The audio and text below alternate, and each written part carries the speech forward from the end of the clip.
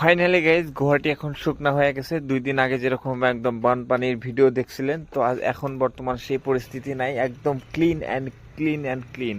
তো আমি এখন বার হলাম আমার স্কুটির কন্ডিশনটা চেক করার জন্য, যে পানি লেগে আমার গাড়ির সর্দি লাগছে নাকি।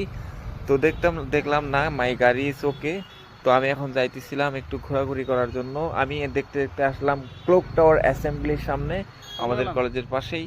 তো আমি ভাবলাম একটু ঘোরাঘুরি করি, পল্টন বাজার যাবো। তো আমার সাথে ছিল একটা পার্টনার, আমার সাইদুল ভাই। তো আমি একটু পল্টন বাজার ঘোরাঘুরি করার জন্য আসলাম। পল্টন বাজার এই হোটেল অতিথির সামনে আমরা একটু আড্ডা মারলাম। ওইখানে দেখতেছেন টেলি হোটেল, সরি টেলি, ওইটা বিল্ডিং এর নাম।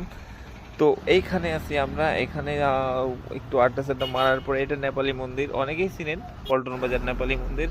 তো এখানে কি পার্টনার বড়িয়া করে বিশ্রাম নিতেছে দেখতেছেন। তো এখানে টোটোওয়ালা ভাই কোনো প্যাসেঞ্জার না থাকায় গেমে পুরো ব্যস্ত।